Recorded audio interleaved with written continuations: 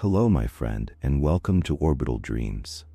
Dust looks like the least interesting thing in the room, but that thin gray layer may contain tiny pieces of skin, stone, fabric, pollen, smoke, sea salt, desert sand, ancient eruptions, and even material connected to the birth of planets. And the stranger part is this: dust is still not fully understood. Scientists can study where it comes from, how it moves, and how it changes the air around us. Yet dust remains one of those quiet substances that connects things we rarely place together. Your home, your body, the weather, ancient climates, distant deserts, and the deep history of space. It is not just something that appears when a room is left alone. Dust is evidence that the world is constantly breaking apart, traveling, settling, and rebuilding itself in silence. And if you came here tonight with anxiety, stress, or a mind that has been moving too fast, then this is a good place to rest for a while. There is nothing urgent here, just a quiet journey through something small, familiar, and strangely cosmic. Tonight, we'll follow dust from the corners of a home to the clouds above Earth, from desert winds to ancient ice, and from the air around you to tiny grains drifting between stars. Get comfortable, my friend. Let the day fall away. Breathe slowly, and let's begin. Chapter 1. The ordinary thing you never really see. Dust may look like the smallest nuisance in a room, but it is one of the quietest ways to understand how the whole world is constantly breaking apart, traveling, mixing, and becoming something new. Most of the time, you notice dust only when light reveals it. A sunbeam enters through a window, crosses the room at a soft angle, and suddenly the empty air is no longer empty. Tiny specks drift through it, rising and falling in slow motion, as if the room has been holding a secret atmosphere of its own. A shelf that looked clean yesterday has a pale film across it today. A dark screen shows a faint gray layer. A forgotten corner gathers a soft trace of matter that seems to appear from nowhere. It is easy to think of dust as simple dirt, something unwanted, something that belongs to cleaning, not science. But dust is far more interesting than that. Dust is a mixture, a record, and a traveler. It is made of countless small fragments from many parts of the world. Some pieces come from your own home. Some come from your clothes, furniture, books, walls, shoes, pets, food, and skin. Some enter from outside through windows, doors, ventilation, and the tiny gaps that every building has. Some began as soil, pollen, smoke, sea salt, or mineral grains carried by wind. Some particles may have traveled farther than you would ever expect before settling quietly on a table. The reason dust is so strange is that it sits exactly at the boundary between the visible and the invisible. A single particle can be too small to notice, yet billions of particles together can change the color of a surface, the quality of air, the brightness of a sunset, or the way light moves through a room. Dust is small enough to float, yet real enough to gather. It seems weightless when it glows in sunlight, but every speck is made of matter with shape, texture, chemistry, and history. To understand dust, we first have to change the way we see ordinary surfaces. A wooden desk looks solid, a cotton shirt looks complete, a wall looks still, but every object around you is slowly interacting with the world. Materials rub, flake, dry, age, crack, and release tiny pieces. Fibers break from fabric. Paint and plaster can shed microscopic fragments. Hair and skin naturally renew themselves. Outdoor particles cling to shoes and clothing. Cooking sends tiny droplets and soot-like particles into the air. Open windows allow pollen, soil, and traffic-related particles to enter. The home may feel sealed from the outside world, but it is actually a gentle exchange system, always trading matter with its surroundings. This does not mean a home is dirty in some dramatic sense. It means a home is alive with motion. Air never sits perfectly still. Warm air rises from people, electronics, lamps, and sunlight on surfaces. Cooler air sinks. Doors open and close, feet cross floors, blankets move, curtains shift. A cushion is pressed and released.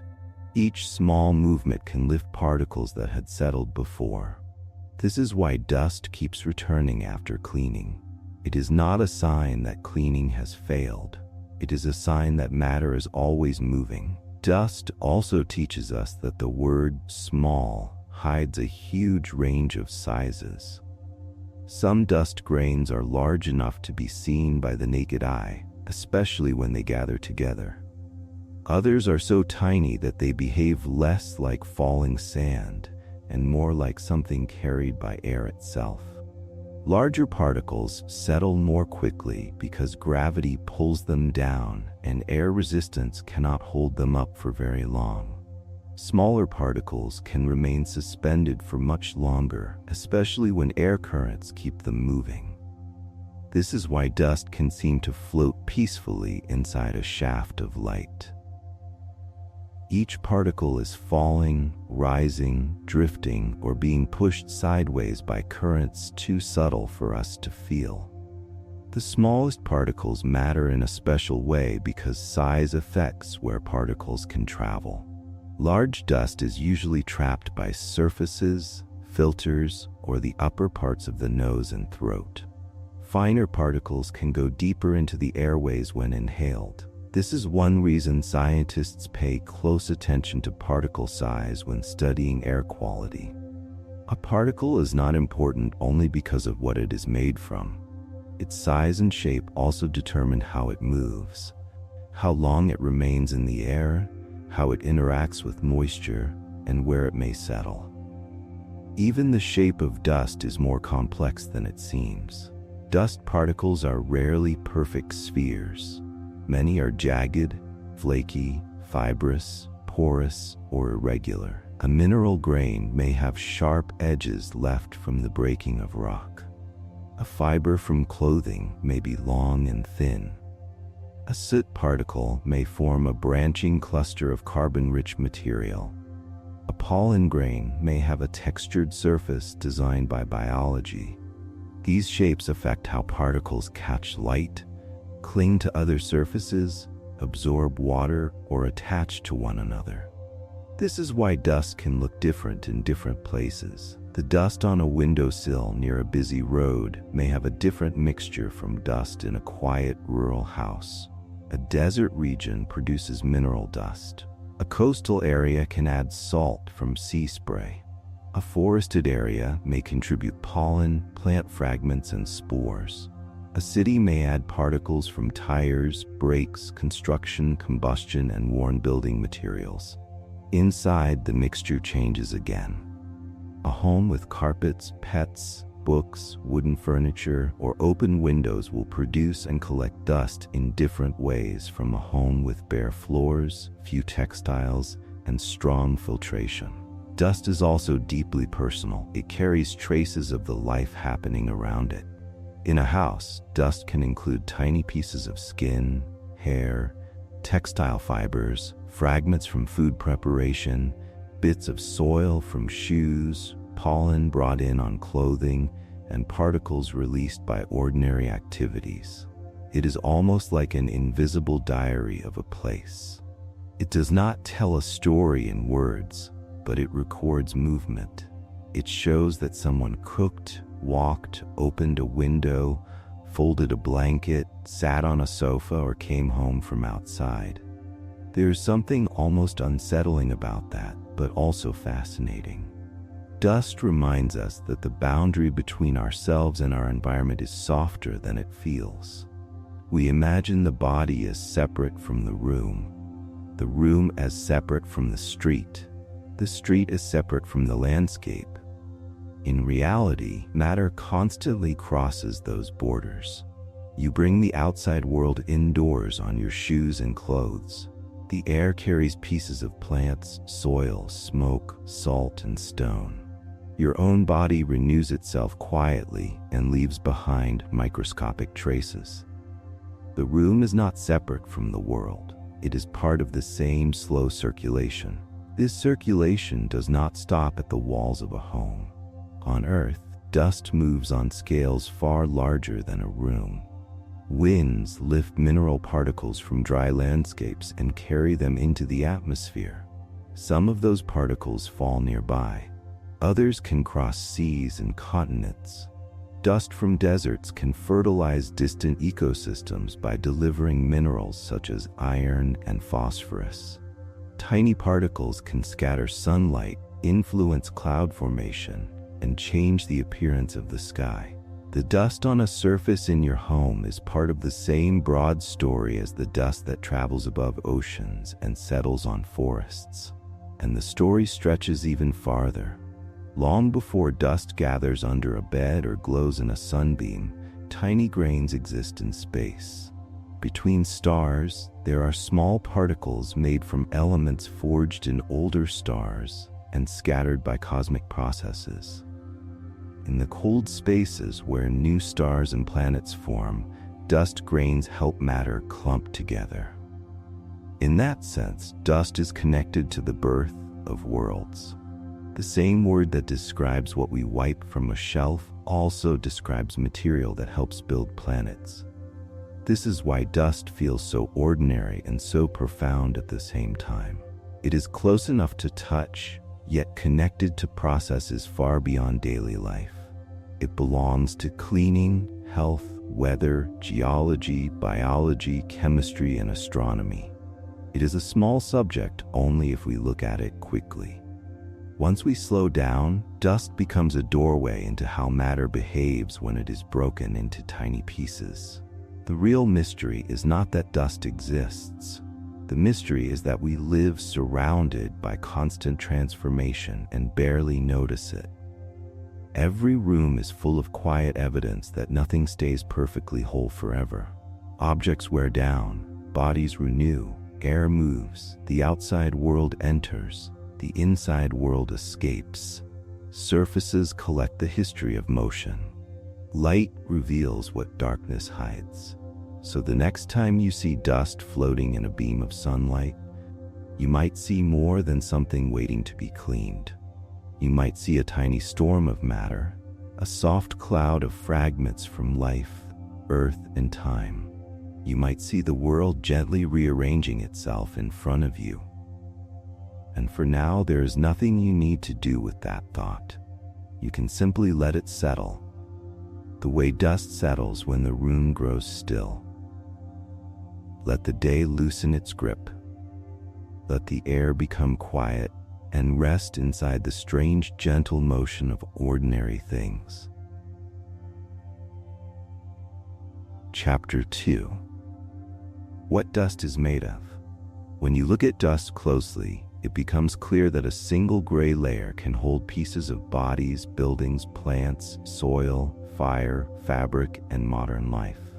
From a distance, dust seems almost uniform. It looks like a pale film on a shelf, or a soft gray line along the edge of a floor.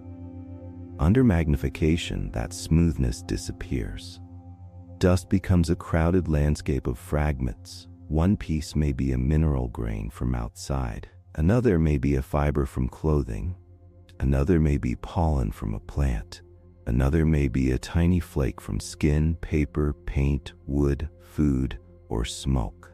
Dust forms whenever larger materials wear down, dry out, rub together, burn, crumble, grow, or shed pieces small enough to become airborne. There is no single recipe for dust. Its composition changes from place to place because every room has a different relationship with the world around it. A coastal apartment can contain traces of sea salt. A home near dry ground may collect more mineral particles. A building close to traffic may receive more soot and road-related material. A house with pets, books, carpets, or open windows will produce and gather different particles from a house with bare floors and strong filtration. Even rooms in the same home can differ. Kitchen dust, bedroom dust, and windowsill dust each carry their own history. A major ingredient in many dust samples comes from minerals. These are tiny pieces of stone, soil, and earth. Wind lifts fine grains from dry ground. Shoes carry soil indoors. Roads, gardens, construction sites, brick, concrete, and weathered stone can all add particles to the air. Mineral dust may contain quartz, clay minerals, carbonates, iron-rich grains, and other common materials from the ground. Some grains are sharp-edged because they came from broken rock. Others are smoother because wind or water has worn them down over time. These mineral particles may seem lifeless, yet they carry traces of landscape. Dust from sandy soil differs from dust from clay-rich ground. Dust near new construction differs from dust near trees and old pavement. Once mineral grains enter a home, they mix with household material until the original source becomes difficult to recognize. A windowsill may hold outdoor earth beside indoor fibers, skin flakes, and fragments from human-made objects. Fibers are another central part of indoor dust. Homes are full of fabric, and fabric is always slowly shedding. Clothes, carpets, curtains, towels, bedding, upholstered furniture, and soft toys release tiny strands as they are worn, washed, walked on, folded, or touched. Cotton releases plant-based fibers. Wool releases animal-based fibers. Synthetic textiles can release plastic-based fibers made from materials such as polyester, acrylic, or nylon. These fibers are often long and thin, so they behave differently from mineral grains.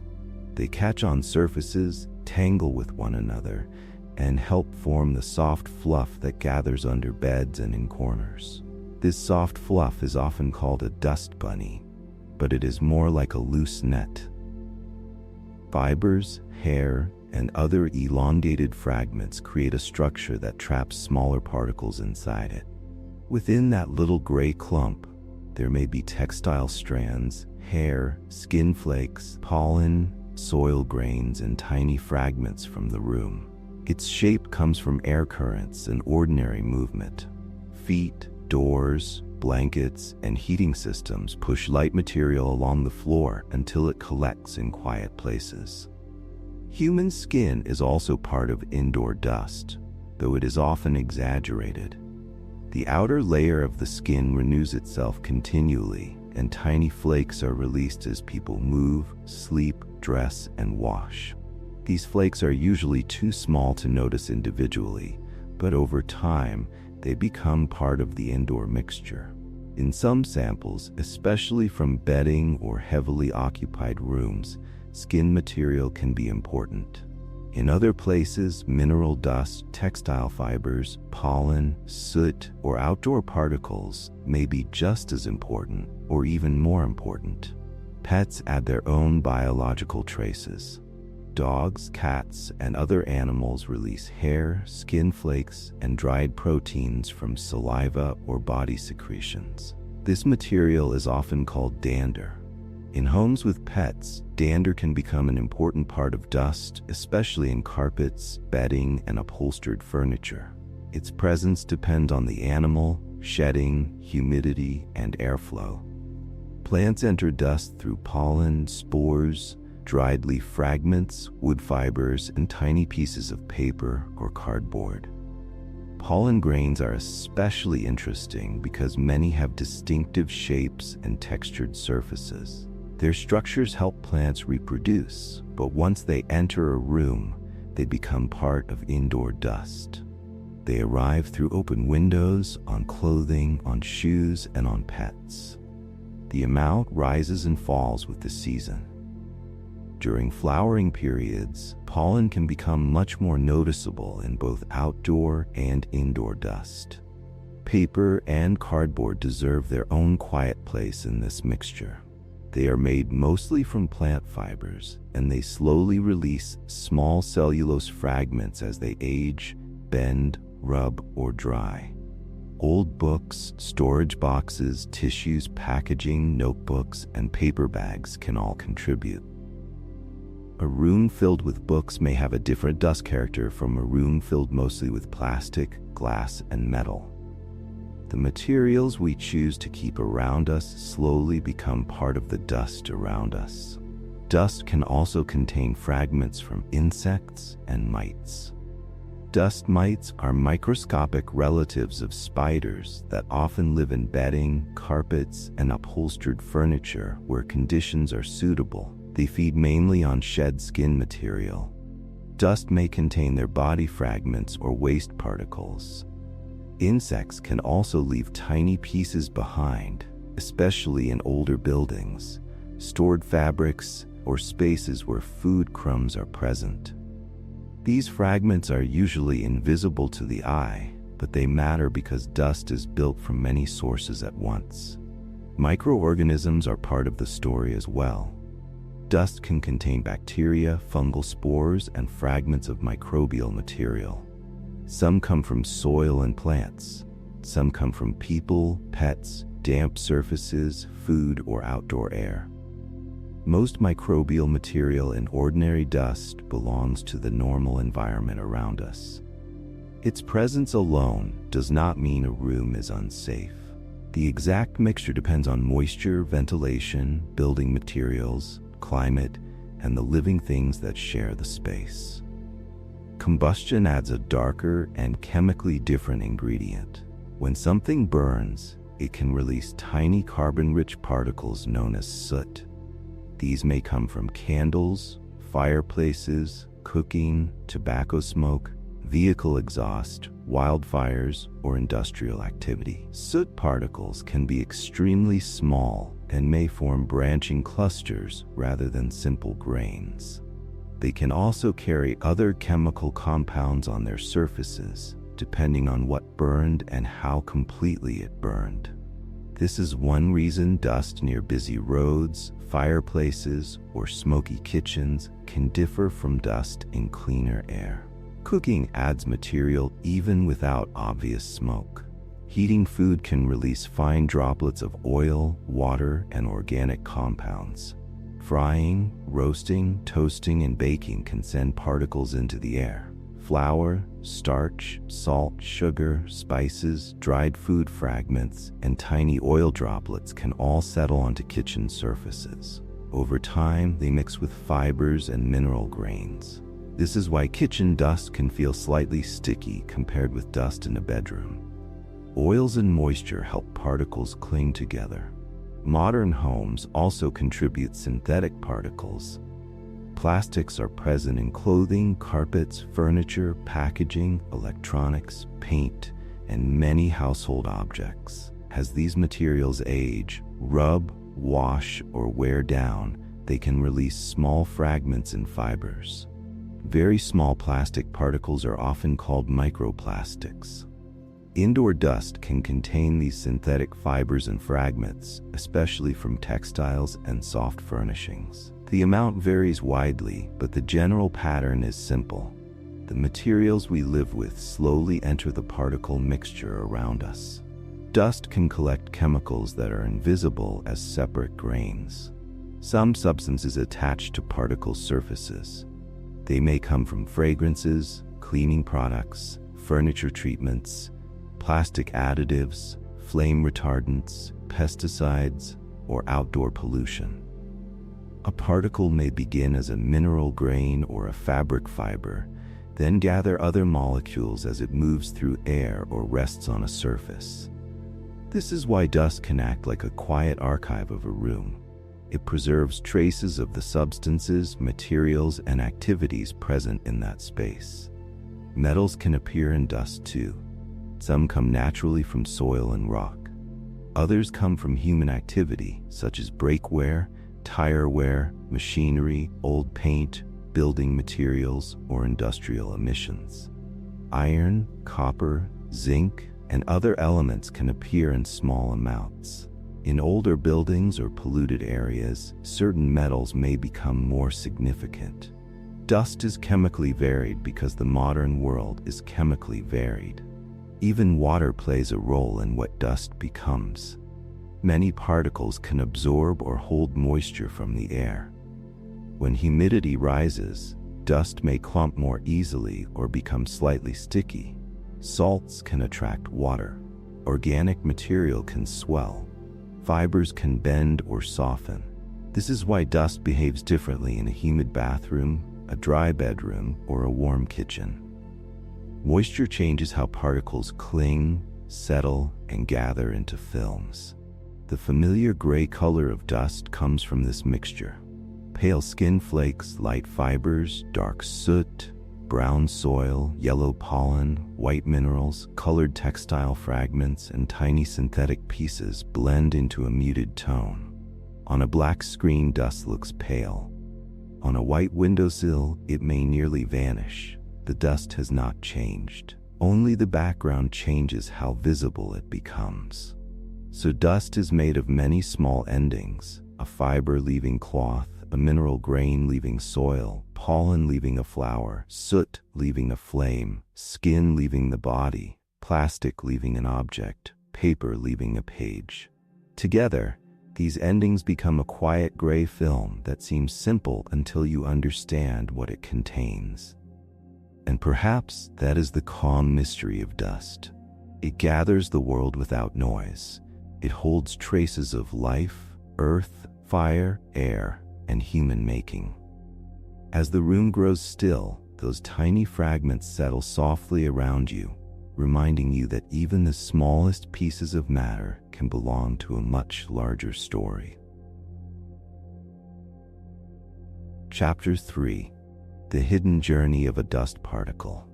A dust particle does not simply appear on a shelf. Before it rests there, it may pass through a small world of air currents, gravity, heat, movement, and invisible forces. Imagine one tiny particle beginning its journey on the edge of a windowsill. It may have been resting there for hours or for days, held lightly against the surface. Then the room changes. A door opens. A footstep sends a faint vibration through the floor. Warm air rises from a radiator, a lamp, or a human body. The particle loosens, lifts, and becomes airborne again. To us, this movement is almost nothing. To the particle, it is a complete change of world. The surface disappears beneath it, and the air becomes the landscape. The air inside a room may seem still, but stillness is an illusion at this scale. Air is always moving in small streams. Warm air expands and rises. Cooler air sinks. Ventilation pulls air from one place to another. A person walking across the floor pushes a soft wave of air ahead of the body. A blanket being lifted can create a burst of motion. A window cracked open can draw outdoor air inward and push indoor air outward. Every ordinary action reshapes the invisible paths that particles follow. Once a dust particle enters the air, its motion depends strongly on size. A heavier particle falls quickly because gravity pulls it down, and the air cannot hold it up for long. A finer particle falls so slowly that even gentle currents can keep it suspended. Very small particles can remain in the air for long periods because random collisions with gas molecules constantly disturb their path. They do not fall like a stone. They wander. They drift, hesitate, rise, settle, and rise again. This is why dust in a sunbeam looks strangely graceful. The particles are not choosing their path, yet their motion seems almost alive. Each speck responds to forces too subtle for the human body to feel. A little warmth from the floor may lift it. A faint draft may move it sideways. A tiny swirl near a curtain may trap it for a moment before releasing it again. At the scale of dust, a quiet room is full of weather. Eventually, many particles settle. Settling happens when gravity wins over the movements of air. Larger grains tend to land on floors, shelves, windowsills, and furniture. Fine particles may settle more slowly and can reach surfaces through different paths. Some drift downward. Some touch a surface because a current carries them into it. Some attach because their shape catches on fabric, wood grain, or microscopic roughness. A surface that looks smooth to us can feel like a landscape of ridges and valleys to a particle. This is one reason dust gathers so well on certain objects. Fabric can trap particles between fibers. Rough wood can hold them in tiny grooves. Electronics can attract them because electrical charge builds on surfaces. Plastic objects, screens, and synthetic fabrics often develop static electricity, especially in dry air. A charged surface can pull small particles toward it, much like a comb can attract light bits of paper after being rubbed through hair. The particle may settle because gravity carried it down or because an invisible electrical attraction helped capture it.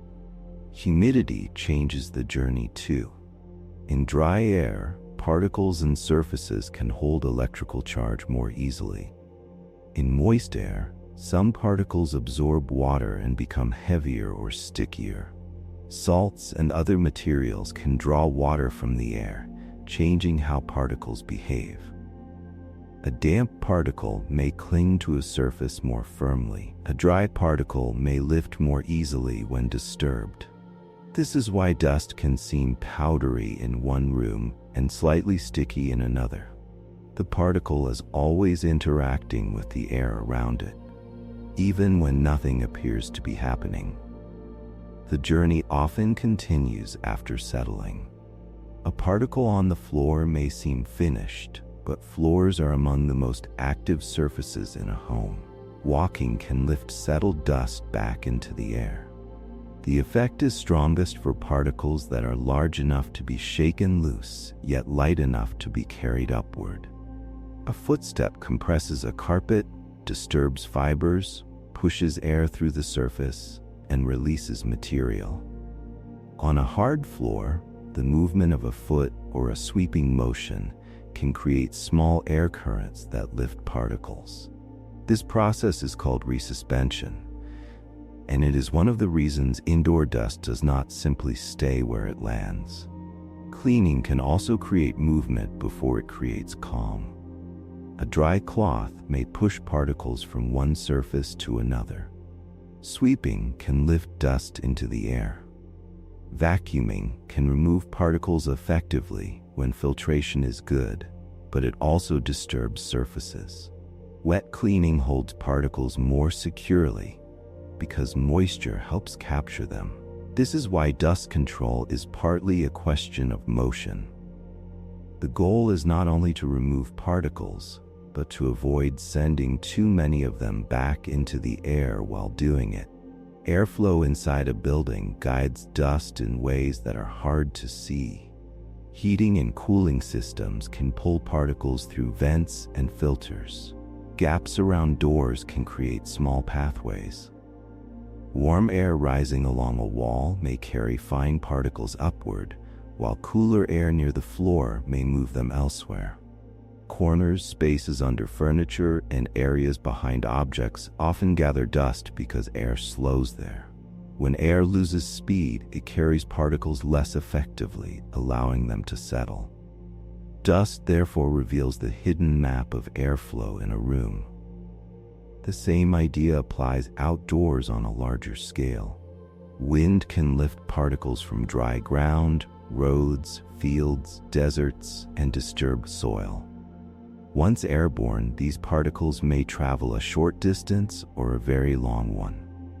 Their path depends on size, wind speed, turbulence, weather, moisture, and the height to which they are lifted. Large grains usually return to the ground nearby. Smaller particles can rise higher and travel farther. In the atmosphere, dust can cross regions, pass over water, and eventually fall with dry air or rain. Rain changes the journey by washing particles from the air. Droplets can capture dust as they fall, bringing it down to soil, leaves, roofs, rivers, or streets. This is one reason the air can feel clearer after rainfall. The particles have not vanished. They have simply changed location. Some are carried into drains. Some settle into mud. Some become part of rivers or soil. Matter keeps moving, even after the air looks clean again. A dust particle can also enter the body through breathing. Larger particles are often caught in the nose or throat, where mucus and tiny moving hairs help trap and clear them. Finer particles can travel deeper into the lungs. This does not mean every particle is dangerous, because risk depends on size, amount, composition, and the health of the person breathing it. Still, particle size matters because it determines where the particle can go. The body is not passive. It has filters, fluids, immune defenses, and cleaning mechanisms that constantly handle the small material carried in air. Some particles never enter the body at all. They land on hair, clothing, skin, furniture, food surfaces, books, or windows. A particle caught on clothing may travel outside again. A particle on a sleeve may be carried to another room, another building, or another city. A particle trapped in a filter may remain there until the filter is changed. A particle washed from a cloth may enter wastewater. A particle swept from a floor may become part of household waste. Dust has many possible endings, and most endings are only temporary stops. At a smaller scale, the particle's journey is shaped by forces that feel almost dreamlike. It can stick because of moisture. It can cling because of electrical charge. It can bounce from a surface if it lands with enough energy. It can be trapped by a fiber, carried by a droplet, or buried under newer dust. It can join other particles and form a larger clump. It can be broken again into smaller pieces. The journey is rarely a straight line. It is a sequence of pauses and releases. This is why dust always seems to return. The room is not producing dust in one single dramatic event. It is constantly exchanging particles with the air, the floor, the outdoors, the body, and every moving object inside it. A particle lands, waits, rises, travels, and lands again. Cleaning removes part of the mixture, but the underlying motion continues. As long as surfaces age, air moves, people live, fabrics shed, and the outside world enters, dust has a path to follow. The hidden journey of a dust particle shows how active the ordinary world really is. A shelf, a floor, a curtain, a window, and a breath are all connected by invisible motion. The air between objects is not empty space. It is a moving medium, carrying fragments through the room with quiet precision. Dust makes that motion visible for a moment, especially when sunlight enters and turns the air into a slow, glowing river. So when you see one tiny speck floating in the light, you are watching a traveler between worlds. It may have risen from a floor, crossed a room, touched a curtain, followed a warm current, escaped a surface, and drifted toward another place to rest. Its journey is small, but it belongs to the same physics that moves clouds, smoke, pollen, sand, and weather. And as this thought settles, the room may feel a little softer. The tiny motion around you does not ask anything from you. It simply continues quietly and patiently while the day loosens and the air grows still. Chapter 4. Dust in the home, a tiny ecosystem around you. Inside every home, dust is more than a quiet layer on surfaces. It is a small indoor ecosystem shaped by people, pets, moisture, air, food, fabric, and time. A home can feel separate from nature. The walls seem to divide the indoors from the wider world outside. Windows closed, doors locked, floors are cleaned, and the room appears controlled. Yet the indoor environment is never completely sealed. It has its own climate, its own currents, its own surfaces, and its own community of tiny living and once living material. Dust collects that community in a form we can finally see. This does not mean the home is unsafe or unclean. It means a home is a habitat. Every room contains warmth, moisture, nutrients, shadows, fibers, skin flakes, plant material, and places where small particles can settle. These conditions allow certain microscopic organisms and tiny creatures to exist alongside us. Most remain invisible. They do not announce themselves. They live in the background of domestic life, carried in air, resting in fabric, or attached to particles too small for the eye. The ecosystem inside dust begins with the people who live there.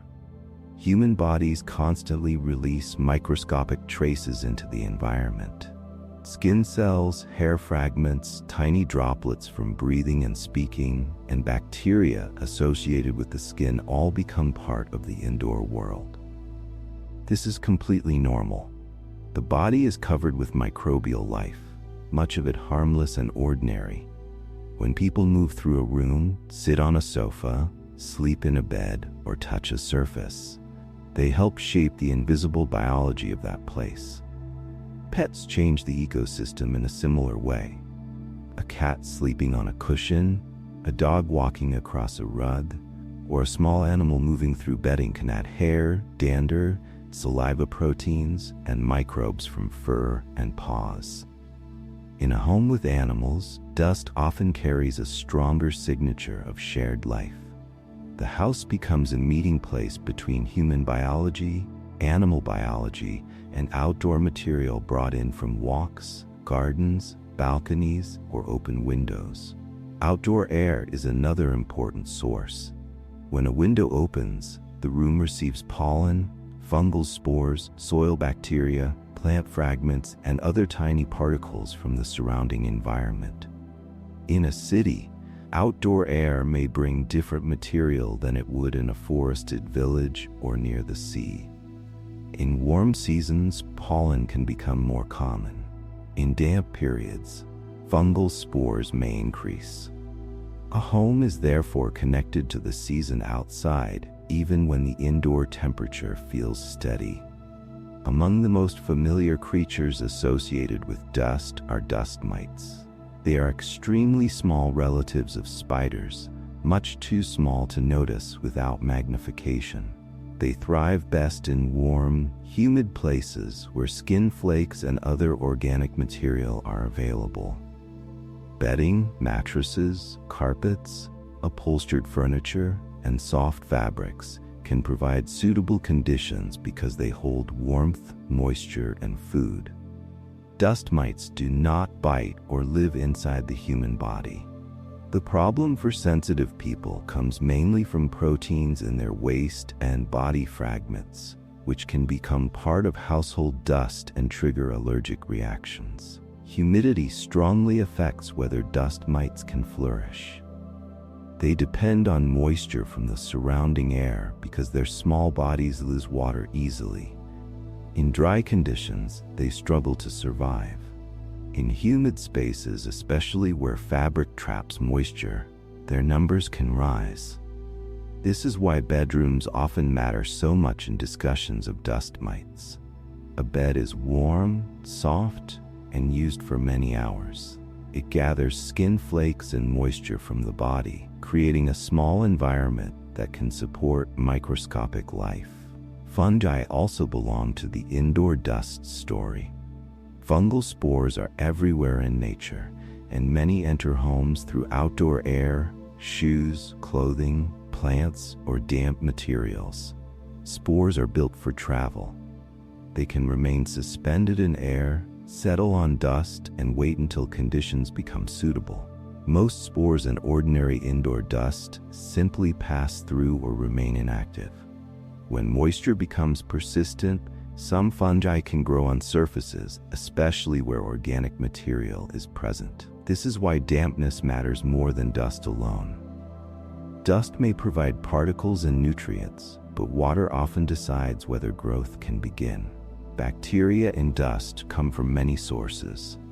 Some are associated with soil, plants, water, food, skin, pets, or outdoor air. Their presence does not automatically indicate disease. Many bacteria are ordinary environmental organisms. Some are dead or inactive by the time they are found in dust. Others may survive for a while depending on moisture, temperature, sunlight, and the surface they rest on. Dust is a carrier, a resting place, and sometimes a temporary shelter, but it is not always a place where microbes actively grow. This distinction is important. Dust can contain living organisms, dormant spores, dead cells, fragments, and biological molecules. These are different things. A fragment of a bacterium is not the same as a living bacterium. A fungal spore is not the same as visible mold growth. A dust mite allergen is not the same as a crawling insect.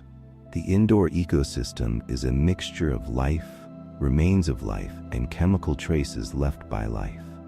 It is complex because biological material can still affect air and allergies even after the organism that produced it is gone. Food changes the ecosystem in its own quiet way. A kitchen contains crumbs, starch, oil droplets, dried sugars, spices, and tiny particles from cooking. These materials can settle into dust and make some surfaces more attractive to microbes or pests if they remain damp or undisturbed. A clean kitchen is not sterile, but removing food residue changes the resources available inside the dust layer. The ecology of a room depends partly on what that room offers. Different rooms therefore develop different dust communities. A bedroom gathers material from sleep, bedding, skin, hair, and fabrics. A kitchen gathers cooking particles and food residue. A bathroom may gather fibers, skin material, moisture, and droplets from water use. A living room may collect textile fibers, pet dander, soil from shoes, and particles from people sitting, moving, and relaxing. Each room has its own mixture of humidity, ventilation, surfaces, and activity. Dust quietly adapts to those conditions. Ventilation shapes this indoor ecosystem. Air from outdoors can dilute some indoor particles while adding others from outside. Mechanical systems can filter certain particles if the filters are effective and properly maintained. Closed rooms tend to keep more human-associated material inside, while open windows can bring in more outdoor organisms and pollen. Neither condition is automatically good or bad in every situation. The balance depends on outdoor air quality, moisture, season, filtration, and the needs of the people living there. Light also matters. Sunlight can dry surfaces and reduce the survival of some organisms, especially where ultraviolet light reaches directly. Darker, undisturbed areas may hold moisture longer and allow particles to remain in place. Under furniture, inside thick fabrics, behind books, and along quiet corners, dust may persist because air moves less and cleaning reaches less often. These hidden areas are not dramatic worlds. They are simply stable places where small material can accumulate. The word ecosystem may sound too large for something as ordinary as dust, but it fits in a careful sense. An ecosystem is a place where living things interact with each other and with their physical environment. In household dust, there are organisms, fragments of organisms, nutrients, moisture, air movement, temperature changes, and surfaces. Dust mites feed on shed skin material. Microbes arrive from people, pets, soil, plants, and air. Fungal spores wait for moisture. Fibers hold particles. Humidity changes survival. Cleaning changes the available habitat. The system is small, but the relationships are real. At the same time, it is important not to turn dust into a source of fear. Humans have always lived with indoor dust, long before modern houses, carpets, filters, and sealed windows. The goal is not to imagine the home as contaminated. A healthier understanding is calmer and more practical. Moisture control, ventilation, washing fabrics, reducing heavy buildup, and cleaning with methods that capture particles rather than scatter them can all change the indoor environment. The point is balance. A home does not need to be perfectly sterile to be healthy. The strange beauty of household dust is that it reveals how deeply life fills the spaces around us. A room may look still, but it holds traces of breathing, sleeping, cooking, walking, weather, animals, plants, and microscopic life. Each surface becomes part of a quiet exchange between bodies and buildings, between the indoor world and the outdoor one. Dust gathers the evidence without asking for attention. So when you see dust in your home, you are seeing a small ecology of ordinary life. It is made by your days, your movements, your seasons, your rooms, and the living world that follows you inside. It is a reminder that even a quiet house is never truly empty. It is softly inhabited, gently changing, and connected to everything around it. And as the room grows calm, that thought can feel less unsettling than comforting. You are resting inside a world that is alive in tiny ways, held together by air, warmth, and quiet motion. Let the day settle around you, and let the small, unseen life of the room fade gently into the background. Chapter 5: Dust and the Human Body. Every breath you take passes through a world of tiny particles, and your body is quietly built to meet that world before you ever notice it. Dust reaches the human body in simple ways. It can be inhaled with air, land on the eyes, settle on the skin, or enter the mouth with food, fingers, and ordinary contact with surfaces. Most of these encounters are small and routine. The body is not a fragile object exposed helplessly to dust. It is a living system with barriers, filters, fluids, immune cells, and repair mechanisms that work continuously in the background. Still, dust matters because particles are physical things. They have size, shape, chemistry, and biological traces, and those properties affect how the body responds. The first meeting often happens in the nose. When air enters, it does not travel through a straight, empty tube. It moves through narrow passages lined with moist tissue. The shape of the nasal passages creates changes in airflow, and larger particles are likely to collide with the sticky lining. Tiny hairs near the entrance help catch some material, while mucus traps particles that land deeper inside. This is one reason the nose is such an effective first defense. It warms air, humidifies it, and removes part of the material carried within it. The throat and larger airways continue the same work. Their surfaces are covered with a thin layer of mucus, and many cells have microscopic moving structures called cilia. These cilia beat in coordinated waves, slowly moving mucus upward, away from the deeper lungs. Particles trapped in that mucus can then be swallowed or cleared by coughing. This process is called mucociliary clearance, and it is one of the most important cleaning systems in the respiratory tract. It works quietly for most of the day, handling particles, microbes, and small irritants without needing conscious attention. Particle size strongly affects what happens next. Larger particles tend to be caught higher in the nose, throat, or larger airways. Fine particles can travel deeper, reaching the smaller branches of the lungs. Very fine particles may reach the alveoli, the delicate air sacs where oxygen enters the blood and carbon dioxide leaves it. The alveoli have extremely thin walls because gas exchange needs to be efficient. That thinness is useful for breathing, but it also makes this region more sensitive to particles that reach it. The lungs have defenses even in these deep spaces. Special immune cells called macrophages patrol the alveoli and can engulf foreign material. They act like cleaners, surrounding particles and helping remove or isolate them. Some particles are broken down or carried away. Others may remain longer, especially if they are poorly soluble or difficult for the body to process.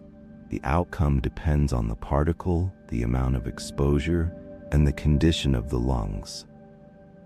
This is where composition becomes important. A grain of ordinary soil dust, a pollen fragment, a soot particle, and a fiber from a synthetic fabric do not interact with the body in exactly the same way.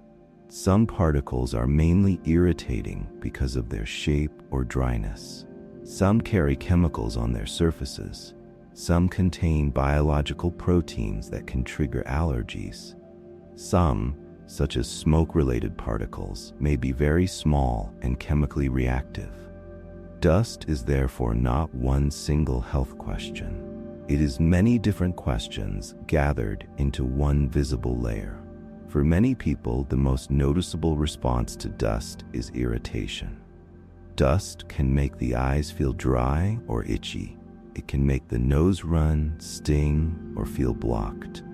It can lead to sneezing or coughing because the body is trying to remove material from sensitive surfaces. These reactions are protective even when they are annoying. Sneezing forcefully clears the nose. Coughing helps clear the airways. Tears help wash the eyes. Mucus traps particles and keeps them from moving easily across delicate tissue. Allergy is a more specific response. In an allergy, the immune system reacts strongly to a substance that is not dangerous in the same way as a poison or infection. Dust can carry common allergens such as dust mite material, pet dander, pollen, and mold spores. When a sensitive person inhales or touches these allergens, the immune system may release chemical signals that create swelling, itching, mucus production, and airway tightness. The result can feel like a cold, but the cause is different. The body is reacting to a trigger in the environment. Asthma shows how dust can affect the airways more deeply in some people. Asthma involves airways that are more prone to inflammation and narrowing. Dust, pollen, smoke particles, pet dander, and other airborne material can trigger symptoms in sensitive individuals. The airways may tighten, produce more mucus, and become harder to move air through. This does not mean dust causes every asthma problem or that all dust has the same effect. It means airborne particles can be an important trigger when the lungs are already reactive. Fine particle pollution raises another concern. Very small particles from combustion, traffic, wildfires, and industrial sources can reach deeper into the lungs than larger particles. Some can pass into the bloodstream or influence the body through inflammation and oxidative stress. Research on air pollution connects fine particles with effects on the lungs and the cardiovascular system, especially after repeated or high exposure. This part of the dust story moves beyond ordinary household fluff and into the wider question of air quality. The invisible part of particle pollution can be more important than the dust we can see. The skin also meets dust constantly. Most dust on skin is removed by washing, rubbing, clothing changes, or natural shedding. The outer layer of skin is a strong barrier made to protect the body from the outside world. For most people, ordinary dust on healthy skin is simply part of daily contact with the environment. Problems become more likely when the skin barrier is irritated, broken, very dry, or sensitive. Some particles or chemicals can worsen itching or inflammation in people who already have conditions such as eczema. The response depends on the person and the material. The eyes are more exposed. Their surfaces need to stay moist and clear, so they are sensitive to particles. When dust lands on the eye, tears dilute and wash away material. Blinking spreads the tear film and moves particles toward drainage. Larger particles may cause a scratchy feeling because the eye has many nerve endings. Fine dust, pollen, or smoke can create redness and watering. The discomfort is a sign that the eye is defending itself. Dust can also enter the digestive system. Some inhaled particles trapped in mucus are swallowed. Some dust reaches the mouth through hands, food, cups, or surfaces. The digestive tract is built to handle many kinds of material, and stomach acid destroys many microbes. Still, this route matters because dust can carry substances such as metals, residues from smoke, or chemicals attached to particles. For small children, hand-to-mouth behavior can make indoor dust a more important exposure source than it is for adults. In a general scientific sense, ingestion is part of the dust and body connection. Even though breathing usually receives more attention, the amount of dust matters as much as the kind. A brief exposure in a normal room is very different from repeated exposure to heavy dust in a workplace, near smoke, during construction, or during wildfire conditions. The body can clear many ordinary particles, but constant high exposure can overwhelm defenses. When the air contains a large burden of particles, the nose, mucus, cilia, immune cells, and repair systems have more work to do. Over time, that extra burden can contribute to irritation or inflammation, especially in vulnerable people. Individual vulnerability changes the story. A healthy adult may barely notice a dusty room. A person with asthma, allergies, chronic lung disease, heart disease, or a very sensitive nose may react much more strongly. Infants, older adults, and people recovering from respiratory illness can also be more affected by poor air quality. This does not make dust mysterious in a frightening way. It simply shows that the body and the environment meet differently in different people. There is also a quiet balance here. The body is not meant to live in a perfectly sterile world. Ordinary environmental exposure is part of life. The immune system develops and functions in contact with microbes, particles, food, soil, air, and other living things. The goal is not to fear every speck. A calmer view is more useful. Reduce heavy buildup. Keep damp areas from staying damp. Capture dust rather than scattering it. Wash fabrics when needed. Improve ventilation when outdoor air is clean. Use filtration where it makes sense. These simple choices support the body's natural defenses without turning the home into a laboratory. Dust and the human body meet at the boundary between the outside world and the inner one. Every breath is a small negotiation. The nose filters, the lungs sort and clear, the immune system watches, the skin blocks, the eyes wash. The body is constantly deciding what to ignore, what to remove, and what to respond to. Most of this happens beneath awareness, with a patience that is easy to overlook. So dust is not only something around you, it is something your body has learned to live beside. Each quiet breath passes through a careful system shaped by millions of years of contact with air, earth, pollen, smoke, spores, and tiny fragments of the world. The body does not need perfect emptiness. It needs balance, movement, moisture, protection, and time. And now as you breathe slowly, you can let that thought become peaceful rather than heavy. Your body is working softly for you, filtering the air, clearing what it can and carrying you through the night with quiet intelligence. Let the room fade, let the day loosen, and rest inside the calm rhythm of your own breathing. Chapter 6. Dust that travels across continents. The dust beneath your feet may seem local and small, yet the same kind of particle can rise from one dry landscape and become part of another continent's air, soil, ocean, and sky. On a windy day in a desert, the ground does not stay still. Dry soil, crushed rock, clay, salt, and old lakebed sediment sit exposed beneath the sun. When wind becomes strong enough, it begins to push loose grains across the surface. Larger grains bounce and strike the ground again. Each impact can knock smaller particles free. The tiniest mineral fragments lift higher, leaving the surface and entering the atmosphere. What began as a thin layer of earth becomes a moving cloud. This process depends on dryness, exposed ground, and wind. Vegetation normally helps hold soil in place. Roots bind the ground, leaves slow the wind, and moisture gives particles more weight and cohesion. Where land is dry, bare, disturbed, or naturally desert-like, fine particles are easier to lift. That is why deserts, dry lakebeds, overgrazed land, construction areas, and drought-affected soils can become dust sources.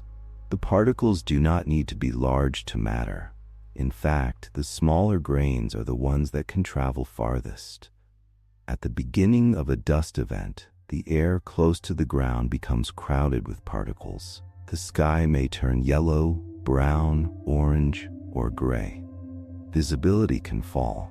Sunlight becomes weaker and redder because particles scatter and absorb some of the light passing through them. Near the source, dust can feel overwhelming. It can cover roads, crops, machines, windows, and skin. Yet this local storm may also be the first stage of a much longer journey. Once dust rises high enough, it can be carried by larger wind systems. The atmosphere is layered and moving. Near the ground, air may be turbulent and uneven. Higher above, winds can flow steadily across enormous distances. Fine mineral particles can be lifted into these moving air streams and carried far beyond the place where they began. Some fall after a short trip. Others remain suspended long enough to cross seas and continents. The Sahara is the most famous example of this planetary movement. Vast dry regions of northern Africa release enormous amounts of mineral dust into the atmosphere. Seasonal winds can carry that dust westward across the Atlantic Ocean. From above, the plume can look like a pale veil stretching from Africa toward the Caribbean, South America, and sometimes farther.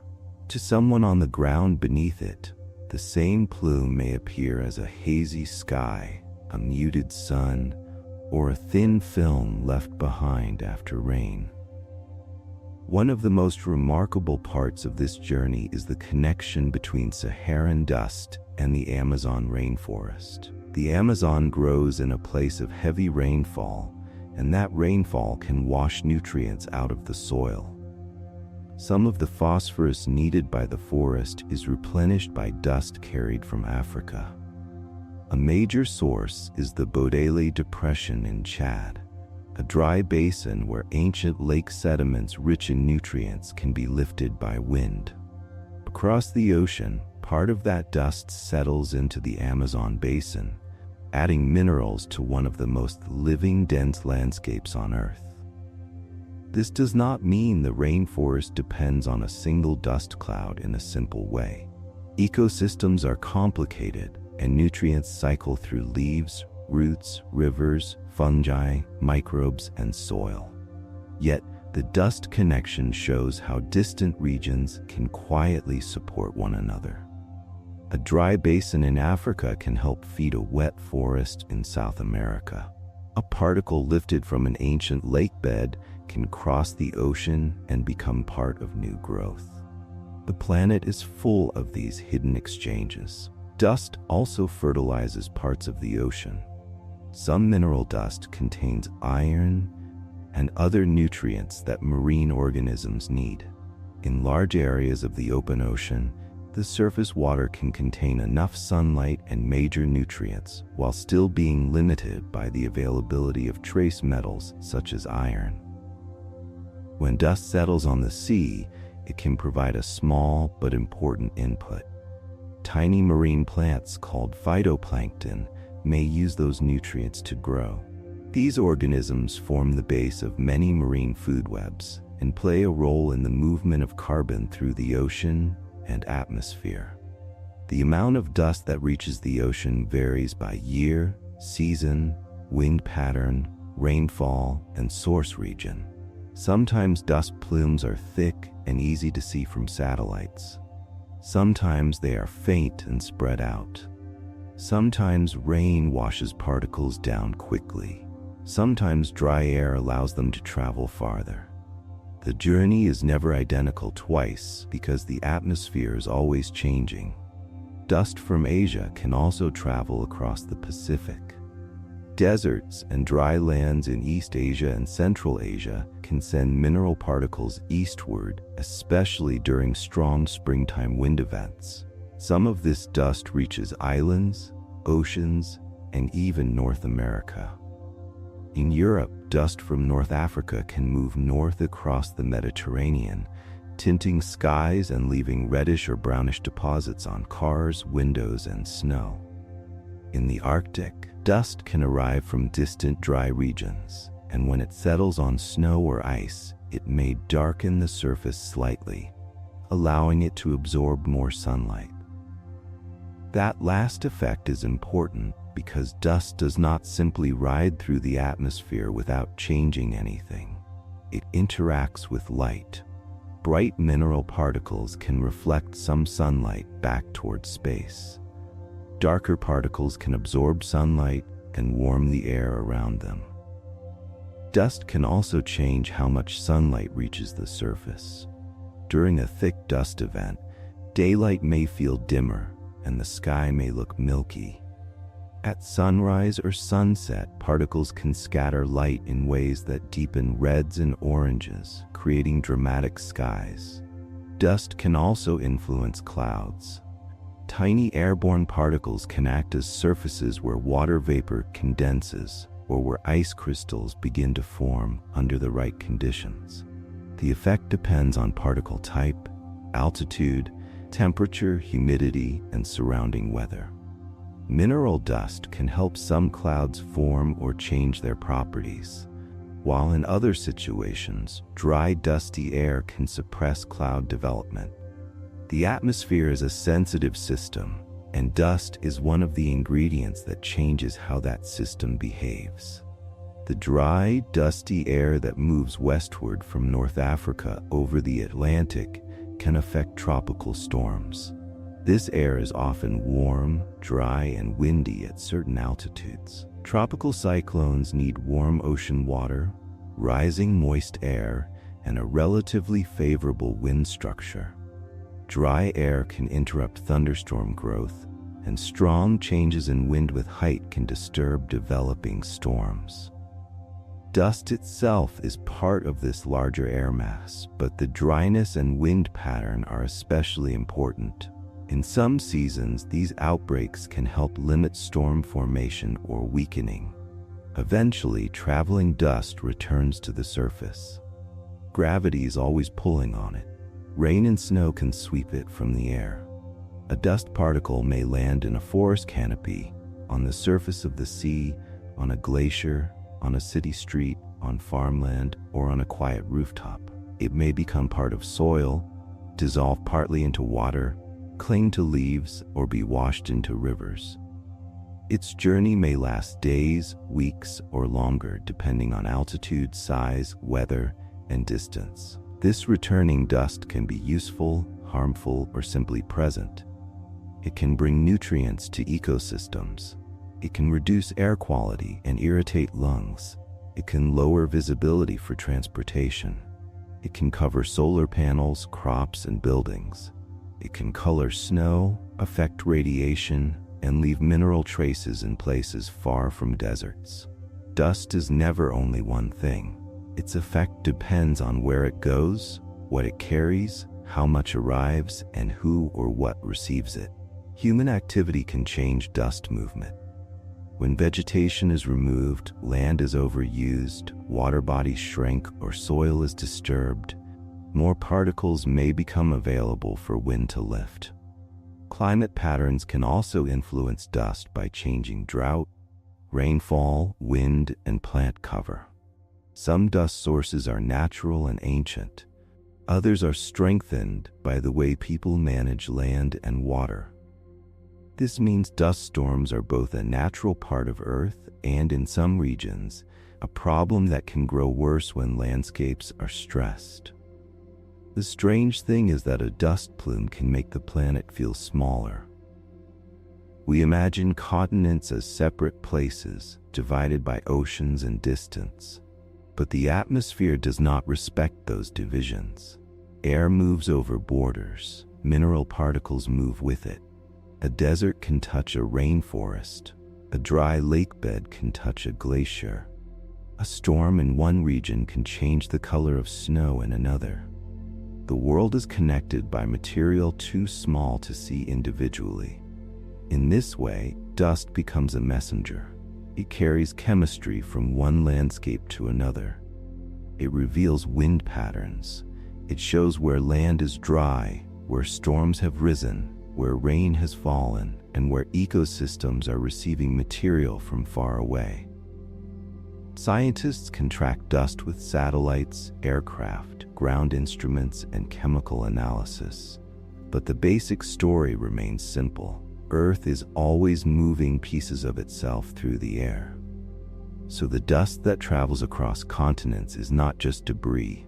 It is part of a planetary circulation of matter. It rises from old rock, dry soil, ancient lake beds, and open land. It crosses oceans in invisible highways of wind. It feeds forests, touches seas, dims skies, colors sunsets, and settles into places that may never know where it came from. And as you imagine those quiet clouds crossing the world, the thought can become strangely peaceful. Even the smallest particles are carried by something larger than themselves. The air moves, the earth turns, the dust settles, and the night continues gently around you. Chapter 7. How Dust Shapes Weather, Climate, and Light. Dust changes the sky because every tiny particle in the air becomes a small meeting point between sunlight, clouds, heat, and the moving atmosphere. When dust rises high above the ground, it stops being only a surface problem. It becomes part of the air itself. Suspended particles are called aerosols, a broad term for tiny solid particles or liquid droplets carried in the atmosphere. Mineral dust, sea salt, smoke, soot, volcanic ash, and tiny droplets can all behave as aerosols. They are small enough to float for a while, yet large enough to interact with light, water, and heat. This makes them powerful in a quiet way. They can soften the color of the sky, change how much sunlight reaches the ground, influence cloud droplets, and alter the energy balance of the planet. The first effect is light. A clean, dry sky looks blue because molecules in the air scatter shorter blue wavelengths of sunlight more strongly than longer red wavelengths. Dust adds a new layer to that scattering. Mineral particles are much larger than individual air molecules, so they scatter light differently. Instead of creating the clear, deep blue of a very clean sky, dust often makes the sky look paler, whiter, yellowish, or hazy. The light becomes less direct. Distant hills fade. The sun may look weaker, rounder, or more orange, especially when it is low near the horizon. During sunrise and sunset, sunlight travels through a much longer path of atmosphere before reaching the eye. along that path, more scattering and absorption can occur. When fine particles fill the air, they can intensify warm colors by removing and redirecting more of the shorter wavelengths and allowing red and orange tones to dominate. This is why dusty or smoky skies can sometimes create dramatic sunsets. The beauty is real, but it is also a sign that the air contains extra particles. Dust can also dim sunlight. A thick dust layer acts like a thin curtain in the atmosphere. Some sunlight is scattered back toward space. Some is scattered sideways. Some reaches the surface as diffuse light rather than direct light. Under a heavy dust plume, shadows can become softer, solar panels may produce less power, and daytime brightness can drop. People may describe the world as washed out or strangely muted. The dust has changed the path of sunlight before it ever reaches the ground. Whether dust cools or warms depends on several details. Bright mineral particles tend to reflect a portion of incoming sunlight, which can cool the surface below. Darker particles, especially those mixed with soot or other absorbing material, can absorb sunlight and warm the air where they are suspended. The ground beneath may receive less sunlight while the dusty layer itself heats slightly. The same cloud of particles can therefore create different effects at different heights. It may shade the surface, warm the air, change stability, and influence how air rises or sinks. This matters for weather because weather depends on temperature contrasts, moisture, and vertical motion. Warm air near the surface tends to rise when conditions allow. Rising air can cool, water vapor can condense, and clouds can form. If a layer of dusty air absorbs sunlight and warms above the ground, it can make the atmosphere more stable in some situations. Stability means air is less willing to rise. When rising motion is suppressed, cloud growth can weaken. In other situations, dust may help clouds form by offering surfaces where water vapor or ice can begin to gather. Dust can both discourage and assist cloud development, depending on the surrounding atmosphere. Clouds need tiny starting points. Pure water vapor does not easily become cloud droplets on its own under ordinary atmospheric conditions. It usually condenses around small particles. These particles are called cloud condensation nuclei. Sea salt, sulfates, organic particles, smoke, and mineral dust can all serve as such surfaces under suitable conditions. When moist air cools, water vapor can gather on these particles, forming droplets. Without aerosols, the atmosphere would have a much harder time making the clouds we know. Dust can also help ice crystals form in cold parts of the atmosphere. Mineral particles can act as ice nucleating particles, meaning they provide a surface that encourages water to freeze. This is especially important in mixed-phase clouds, where liquid droplets and ice crystals can exist together. Ice formation changes how clouds grow and how precipitation develops. Once ice crystals appear, they can collect water vapor and grow in ways that influence rain, snow, or hail. A tiny mineral grain can become the first seed of a much larger cloud process. The relationship between dust and rain is therefore complicated. More particles can lead to more cloud droplets, but those droplets may be smaller because the available water is divided among many seeds. Smaller droplets may be slower to collide and merge into raindrops, which can delay or reduce rainfall in some clouds. In other clouds, especially those that reach colder heights, dust may help ice form and strengthen precipitation. The result depends on moisture, temperature, altitude, particle concentration, and the type of cloud. Dust is a small ingredient in a very sensitive recipe. Dust also influences storms by changing the larger environment around them. Dry, dusty air from desert regions can move over oceans and interact with developing tropical systems. The dryness can weaken thunderstorms by drawing moisture away from rising air. Strong winds within the dusty air layer can disturb the vertical structure that storms need in order to organize. At the same time, dust particles inside clouds can influence ice formation and rainfall patterns. A dust outbreak is therefore more than a visible haze. It can be part of the atmospheric conditions that decide whether storms grow, weaken, or shift their behavior. On climate scales, dust becomes part of Earth's energy balance. Climate is shaped by how much energy enters from the sun, how much is reflected back to space, and how much heat is retained by the atmosphere and surface. Dust affects this balance directly by scattering and absorbing sunlight. It affects it indirectly by changing clouds, snow, ice, ocean nutrients, and even vegetation. These effects are difficult to calculate because dust varies by source, season, particle size, color, altitude, and chemical mixture. A bright dust plume over a dark ocean may have one effect, while darker dust over bright desert or snow may have another.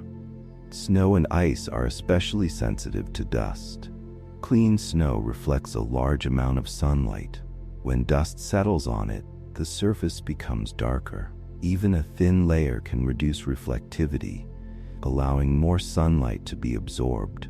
The snow then warms and may melt earlier. This effect can matter in mountain regions where seasonal snowpack stores water for rivers and ecosystems. Dust on snow can change the timing of meltwater, affecting landscapes far below the mountains. Dust can also change ocean life by carrying nutrients.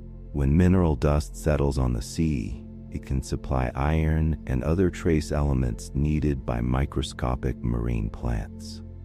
These organisms absorb carbon dioxide during photosynthesis and form the base of marine food webs. The connection between dust, ocean nutrients, and carbon cycling is complex because growth also depends on light, temperature, mixing, and other nutrients. Still, dust is one of the ways land and ocean communicate through the atmosphere.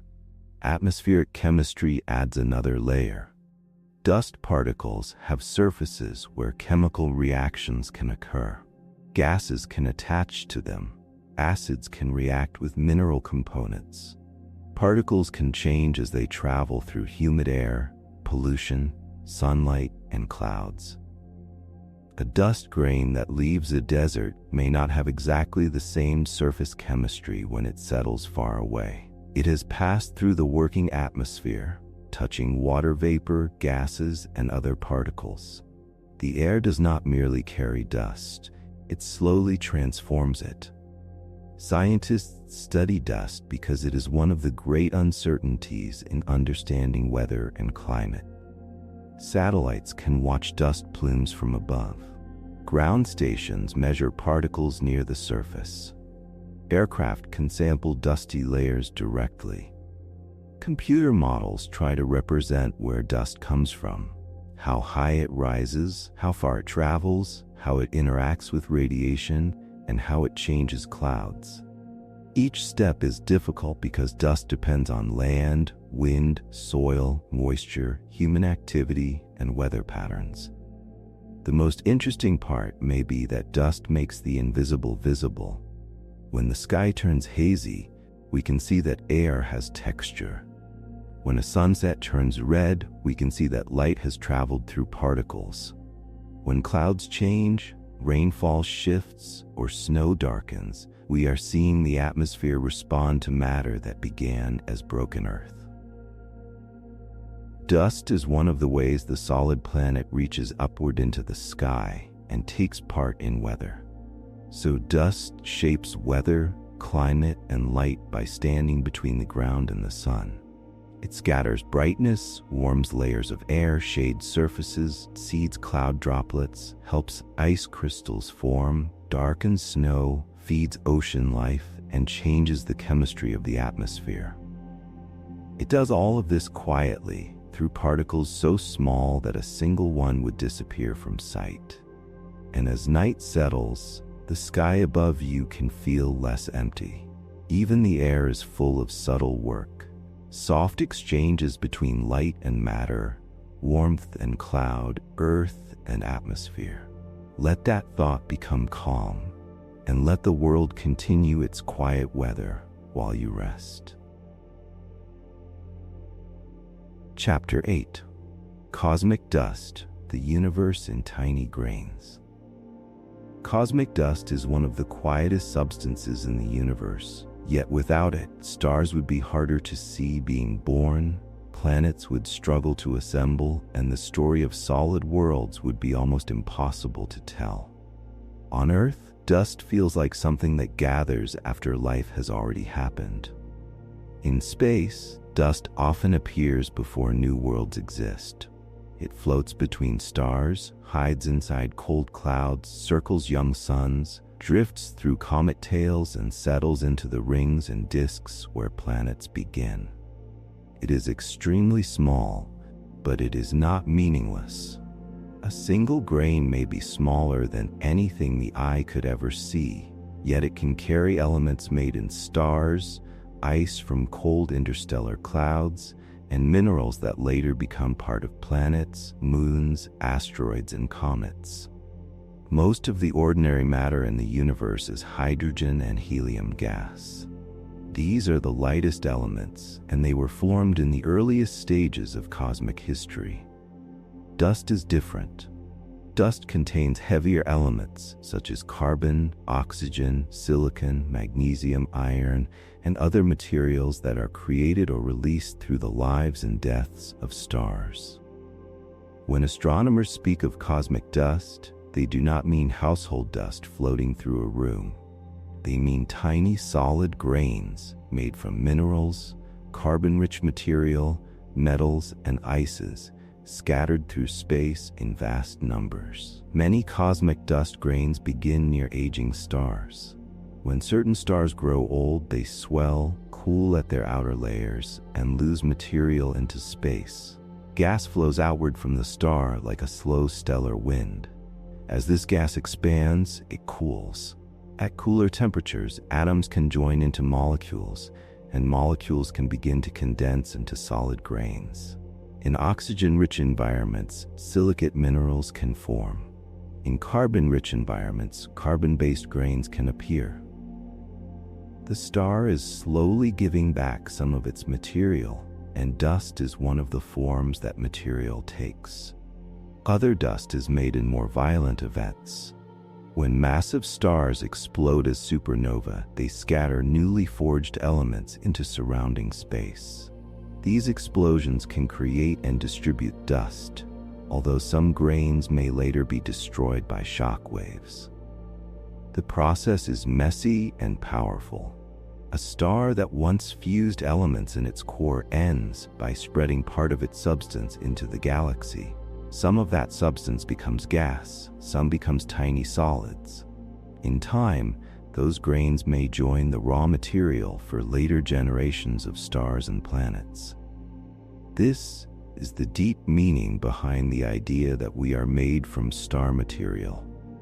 The heavier elements inside rocks, oceans, air, and bodies were not all present in the young universe.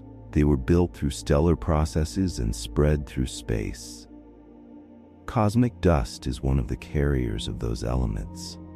It does not carry the entire story by itself, but it helps move the ingredients of solid matter from one cosmic generation to the next. Between the stars, dust gathers with gas in enormous clouds. These are often called molecular clouds because they contain molecules as well as atoms and dust grains. They can be vast, cold, and dark. To a visible light telescope, Some of these clouds look like black patches against brighter star fields because dust absorbs and scatters visible light. The dust is hiding the stars behind it. Yet the same dust is also part of the cloud from which new stars may eventually form. Inside these cold clouds, dust does something surprisingly important.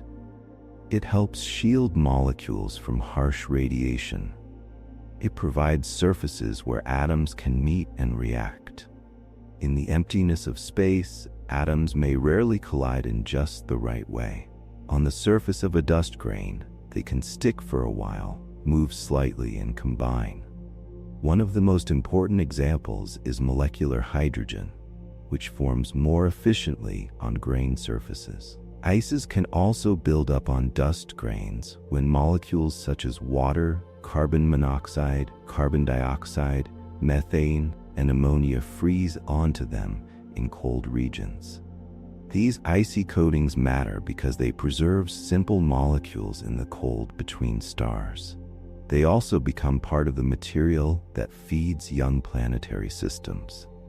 In star-forming regions, dust grains are therefore not just obstacles blocking the view. They are small chemical platforms.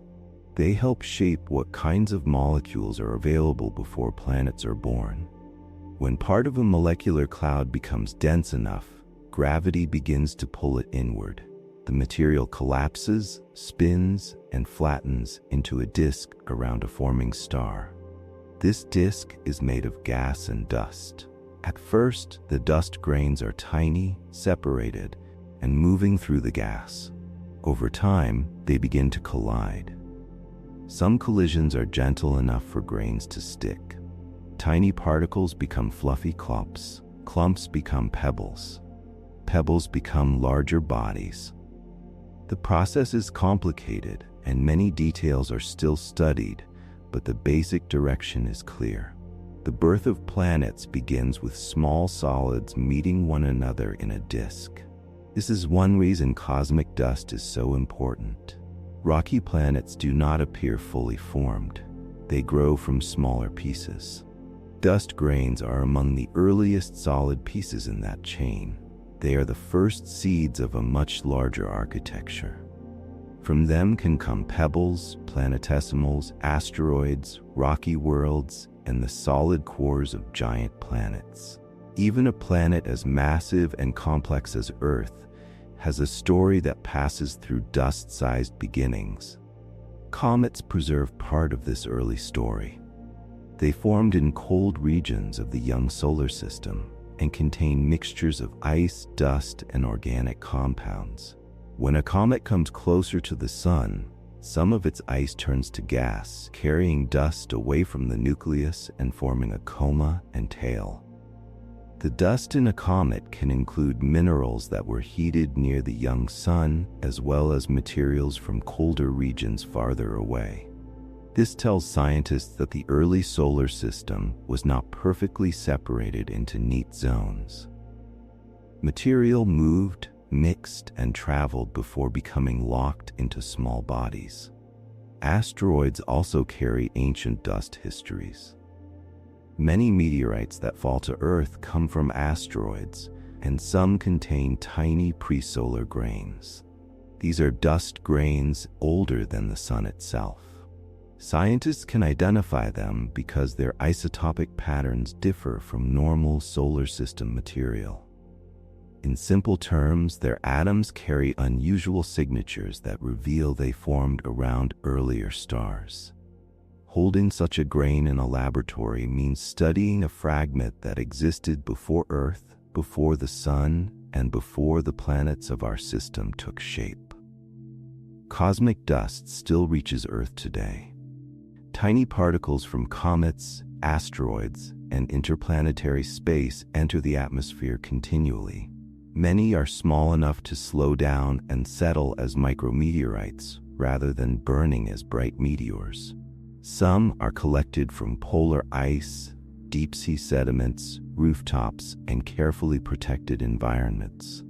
Most people never notice this gentle fall of extraterrestrial material, but it is real. Earth is being lightly dusted by space all the time. In the solar system, dust also creates visible phenomena. Interplanetary dust scattered along the plane of the planets can reflect sunlight and create a faint glow called zodiacal light. It is easiest to see from very dark locations before dawn or after twilight. This glow is sunlight touching tiny grains spread through the inner solar system. It is a reminder that space is not perfectly empty, even between planets. There is a thin, dusty medium through which Earth moves. Cosmic dust also changes astronomy itself. In visible light, dust blocks our view of many regions, including parts of the Milky Way and places where stars are forming. But dust absorbs energy and then radiates much of it as infrared light. Telescopes that observe infrared light can peer into dusty regions and reveal young stars hidden inside them. The dust that hides the universe in one kind of light reveals it in another. It turns astronomy into a kind of translation between wavelengths. Some of the most beautiful nebulae are shaped by dust. Dark lanes across galaxies, glowing star-forming clouds, and sculpted pillars inside nebulae all depend on dust mixed with gas. Young stars carve the clouds around them with radiation and stellar winds. Dense, dusty regions resist that erosion for a while, forming towers, knots, and shadows. These shapes can look almost artistic, but they are made by physics: light, gravity, gas pressure, and the stubborn presence of tiny grains. There is a strange humility in this. Dust is usually what we ignore, wipe away, or think of as leftover. In space, dust is a builder, a shield, a chemical surface, a tracer of stellar death, and a seed of planets. It can hide galaxies and reveal star birth. It can drift for immense stretches of time and then become part of a rock, a comet, an ocean, a cell, or a hand resting quietly in the dark. So cosmic dust is not distant in the way it first appears. It is part of the same story as the ground beneath us and the bodies we live in. The materials of Earth were once part of older cosmic processes. Some passed through stars, some cooled into grains, some gathered into a disk around the young sun. Some became the planet where dust now collects on windowsills and shelves. And as you let that thought settle, the ordinary dust around you may feel a little less ordinary. Tiny grains have crossed impossible scales, from stellar winds to cold clouds, from disks around young stars to the calm room where you are resting now. The universe is vast, but it also speaks in small things, quietly carrying its history in pieces almost too small to see. Chapter 9. Dust as a memory of time. Dust seems too fragile to remember anything, yet when it settles into ice, mud, stone, and quiet corners of the world, it can preserve traces of climates, eruptions, cities, fires, and human lives long after the moment itself has passed. A single speck of dust is easy to overlook because it feels temporary. It floats, lands, and disappears with the next movement of air or cloth. But dust becomes powerful when it accumulates. Layer after layer, it can turn into an archive. It can mark seasons, storms, droughts, volcanic eruptions, pollution, migration, farming, industry, and the slow changes of landscapes. Dust does not remember with intention. It remembers because matter keeps a record of where it has been. One of the clearest examples is found in ice. In polar regions and high mountains, snow falls year after year and slowly compresses into ice. As it falls, it traps tiny particles from the atmosphere. Mineral dust, sea salt, volcanic ash, soot, pollen, and chemical traces can all become sealed inside. The deeper the ice, the older the layer. Scientists can drill long cylinders from these frozen archives and study the particles inside them. The ice becomes a timeline, and dust becomes one of the ways that timeline can be read. Dust and ice can reveal how windy, dry, or dusty the world once was. During colder periods of Earth's past, large areas of land could become drier. Vegetation could retreat, and winds could carry more mineral material through the atmosphere. Higher dust levels in ancient ice may point to stronger dust sources, changes in wind transport, or different patterns of snowfall. The particles are tiny, yet they carry information about large-scale climate conditions. A frozen grain can speak of deserts, glaciers, exposed soils, and air currents from a world that no longer exists in the same form. The chemistry of dust also matters. A mineral particle has a composition shaped by its source. Some dust is rich in elements typical of certain soils or rocks. Some contains volcanic glass. Some carries metals released by human activity. By studying the chemical fingerprints of particles, scientists can sometimes infer where they came from or what processes released them. Dust is not just a marker of amount, it can be a clue to origin. Volcanic ash is one of the most useful forms of dust-like memory. A major eruption can send fine ash high into the atmosphere. Winds may spread that ash over great distances before it settles onto lakes, soils, ice, oceans, caves, and archaeological sites. Because a volcanic eruption happens during a specific event, its ash layer can become a time marker. If the same layer is found in separate places, those places can be linked to the same moment in the past. This method helps compare climate records, geological layers, and human occupation sites. Some ash layers are visible as pale bands in sediment. Others are hidden, made of tiny glass shards too small to see with the naked eye. Even when invisible in the field, those shards can be found with careful laboratory work.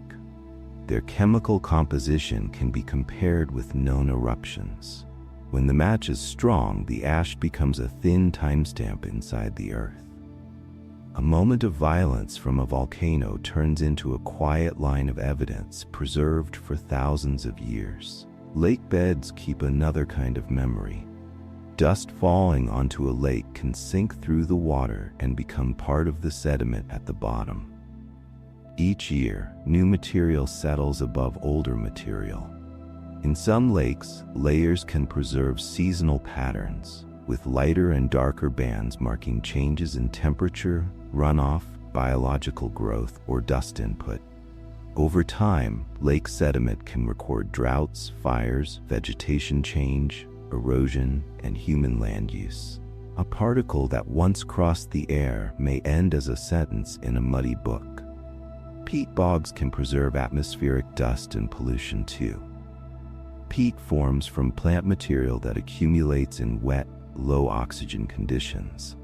Because decomposition is slow, layers can build up over long periods. Particles landing on the bog surface may become trapped as the peat grows.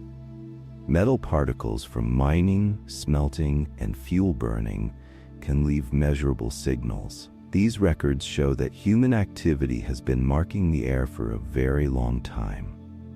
Ancient metalworking, industrial expansion, and modern pollution can all leave traces in natural archives. Lead is a powerful example because it has been released by human activities for centuries. Mining and smelting ores can send lead-containing particles into the air. Those particles travel, settle, and become locked into ice, peat, soil, or sediment. Changes in lead levels can reflect shifts in mining, coin production, trade, war, economic activity, and industrial growth. Dust and aerosols therefore preserve more than environmental conditions. They can preserve the pulse of civilizations. Soil itself is a memory system. Dust that settles on land can mix with organic matter, roots, minerals, and water.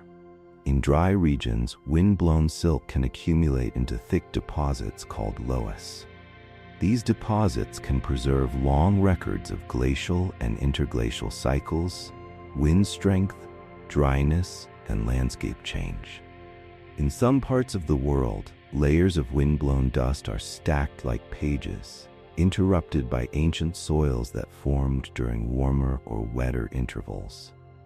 The ground becomes a record of climates breathing in and out over immense spans of time.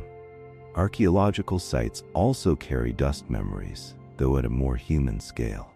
Floors, hearths, walls, pathways, pottery, fibers, and sediments can preserve microscopic traces of daily life.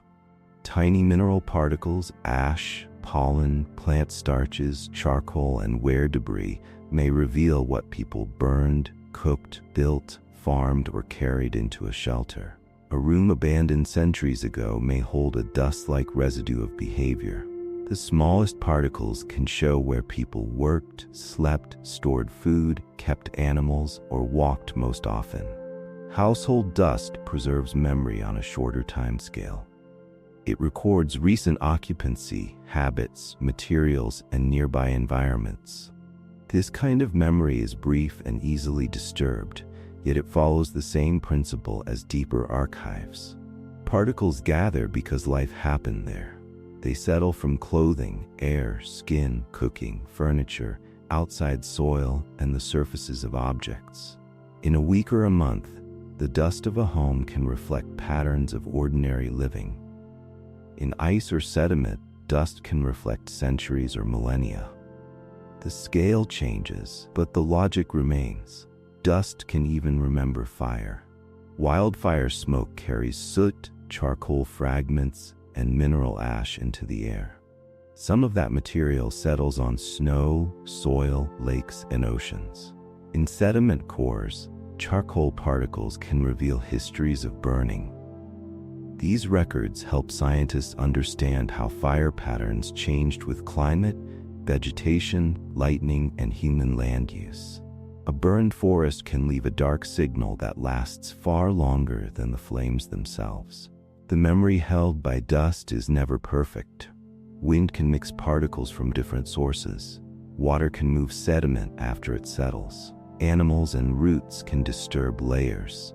Chemical changes can alter some materials. Human activity can disrupt archives. Reading dust is therefore careful work. Scientists compare many lines of evidence looking for patterns that make sense together. A dust record is not a simple message, it is a set of clues preserved inside matter. Even the absence of dust can be meaningful.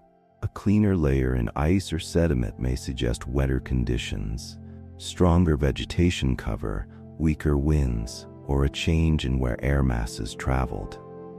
Silence in the record can still point to a different kind of world. That uncertainty is part of what makes dust so interesting. It does not give the past back directly. It gives fragments, a spike of volcanic glass, a rise in mineral particles, a trace of lead, a layer of charcoal, a change in grain size, a shift in pollen.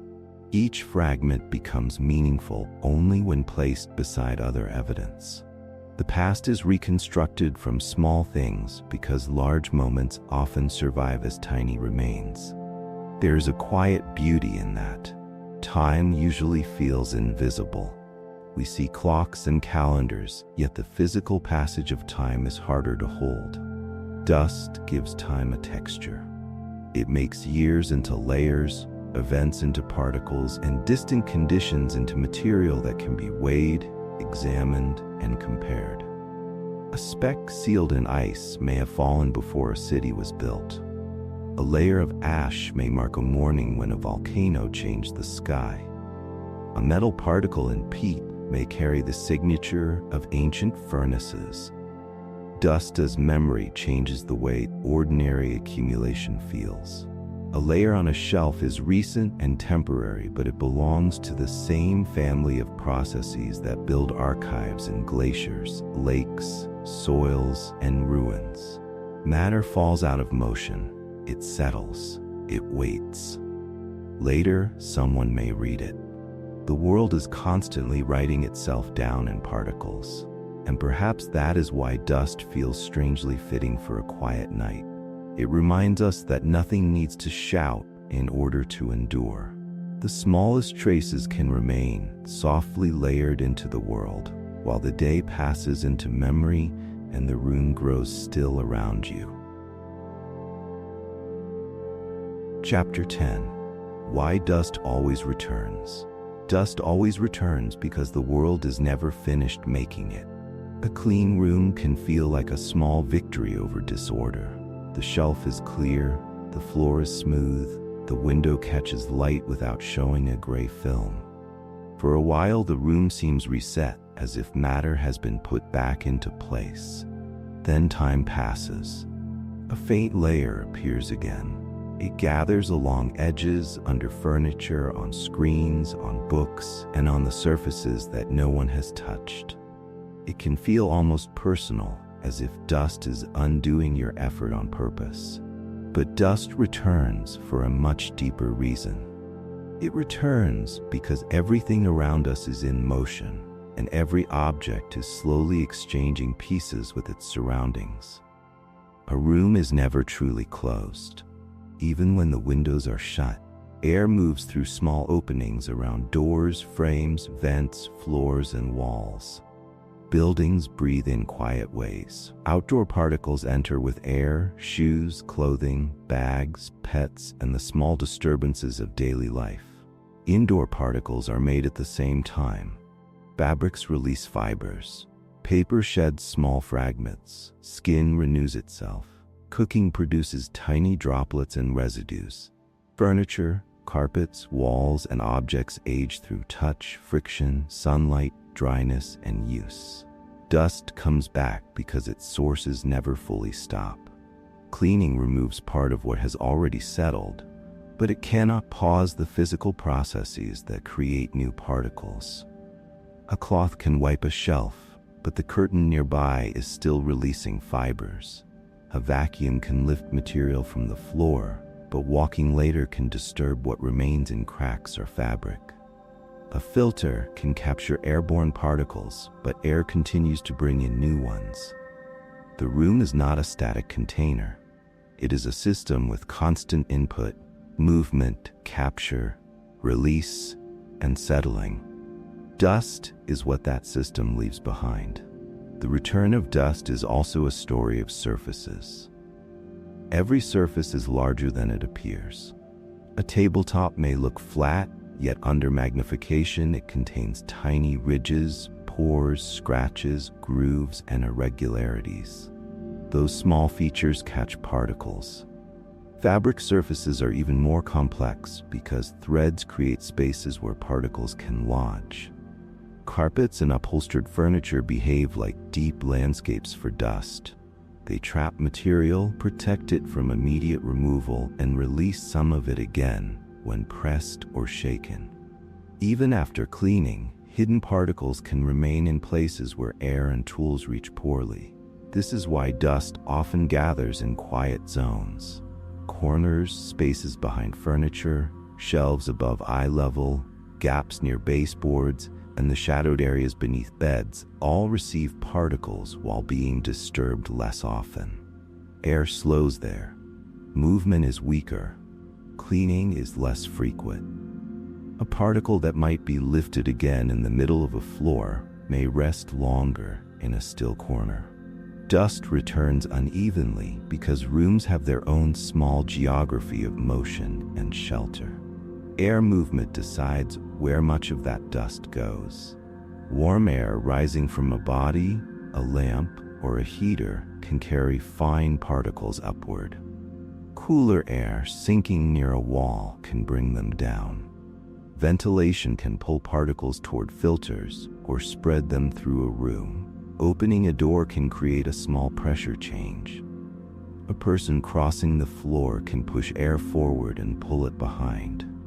None of these movements need to be strong. At the scale of dust, even a faint current can become transportation.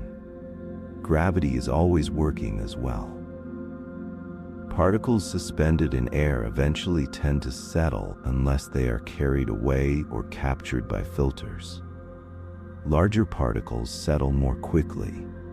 Finer particles can remain airborne longer, especially when air keeps moving. The return of dust on a shelf is partly the visible result of this slow settling. The shelf becomes a landing place for whatever the room has been carrying.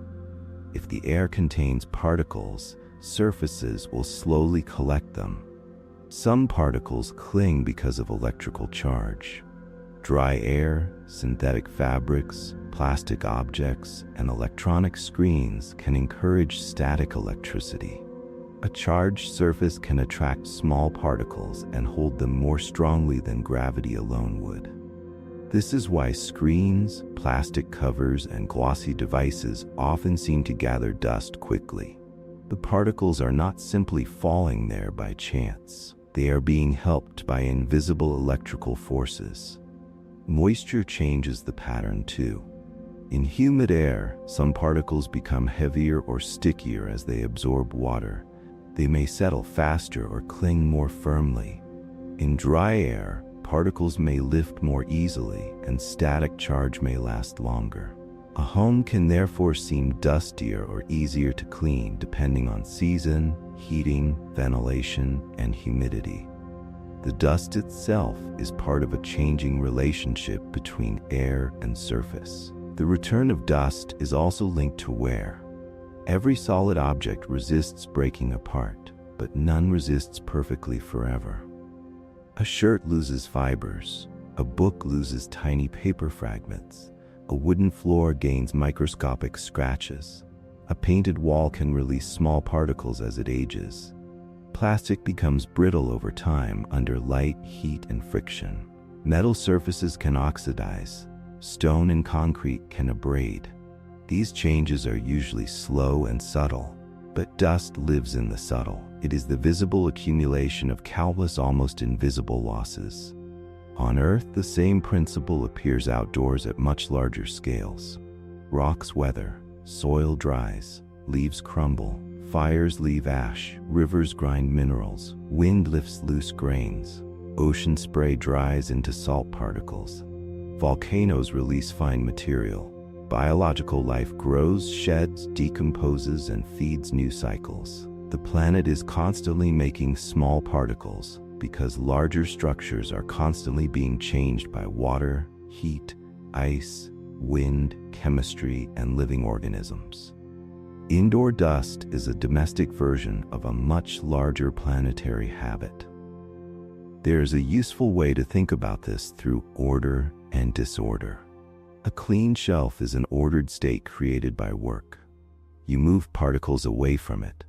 You restored a simpler surface. But the surrounding world continues to move toward mixing. Air carries matter from one place to another.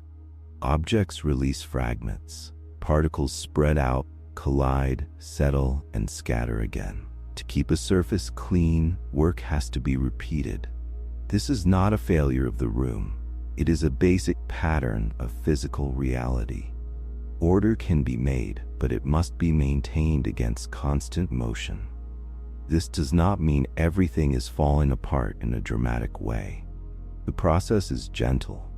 Most of the time, it is too slow to notice. Dust is one of the few signs we can see. It shows us that matter has been moving while we were busy living. It gives a visible form to time passing through a room. A thin layer on a shelf may represent days of air currents, footsteps, fabric movement, cooking, sunlight, outdoor weather, and tiny losses from objects that still look whole. Dust also returns because removal is never complete. Even careful cleaning leaves some particles behind.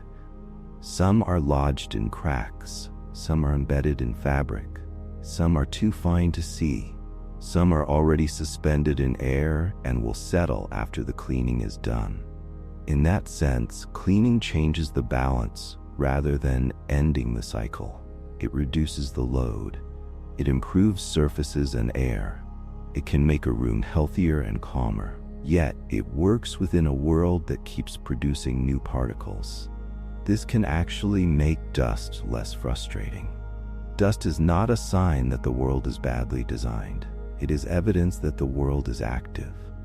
A perfectly dustless room would need extreme isolation, constant filtration, controlled materials, controlled clothing, controlled airflow, and very little life inside it. Ordinary homes are different. They are full of fabric, breath, cooking, books, sunlight, doors, footsteps, plants, pets, and outdoor air. Dust returns because the home is lived in. There's something human about that.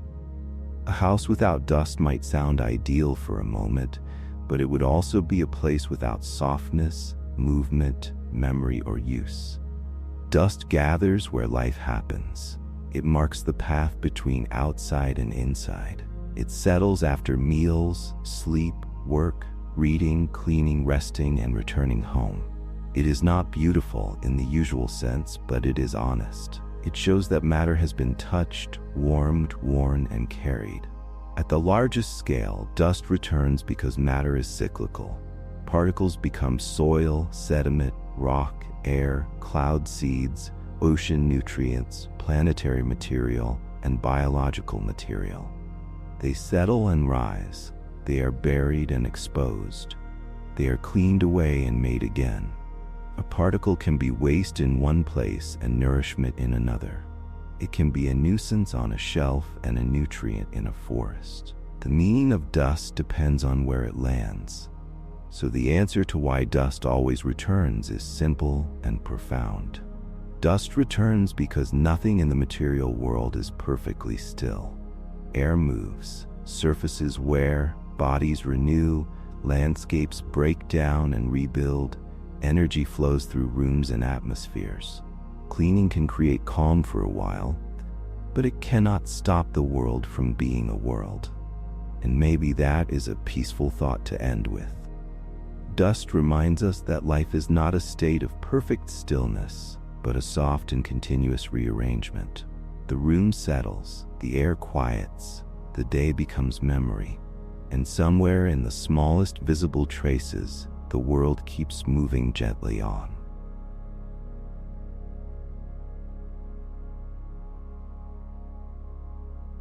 And so, my friend, dust is no longer just the quiet layer we wipe from a shelf. It is a reminder that everything is moving, even when the world appears still. Bodies renew themselves. Stones break into smaller pieces. Winds carry minerals across oceans. Clouds form around tiny particles. Stars leave behind the ingredients of future worlds. And in the softest, smallest traces around us, matter keeps changing shape. Maybe that is why dust always returns. It is not only a sign of disorder, it is a sign that the world is alive with motion, history, and quiet transformation. If you are still awake, you are welcome to stay with me and drift into another journey through science, space, and the hidden mysteries of ordinary things. And if sleep is already close, then rest now, my friend. Let the room become still, let the night hold you gently, and sweet dreams among the stars.